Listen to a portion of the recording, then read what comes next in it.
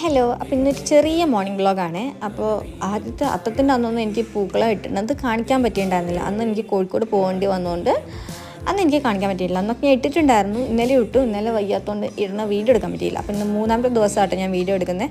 അപ്പോൾ ആദ്യം തന്നെ അടിച്ച് വാരി തുടച്ചിട്ടുണ്ട്. പിന്നെ പൂ അരി കേട്ടോ. ആദ്യത്തെ 2 ദിവസങ്ങളൊന്നും പൂ അരിഞ്ഞിട്ടൊന്നല്ല കേട്ടോ ഇട്ടത്, ചുമ്മാ പിച്ചെടുത്ത് അപ്പം ഇട്ട് പോവായിരുന്നു കേട്ടോ ചെയ്തത് വയ്യാത്തതുകൊണ്ട്.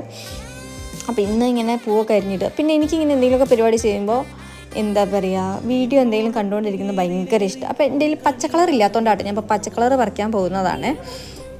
പിന്നെന്താ പറയുക, എനിക്ക് ഈ പരിപാടിയൊക്കെ സത്യം പറഞ്ഞാൽ വീഡിയോ എടുക്കാൻ വേണ്ടി ചെയ്യുന്നതാണെന്ന് പറയാൻ ആരെങ്കിലും ഉണ്ടെങ്കിൽ അങ്ങനെ പറയരുത്.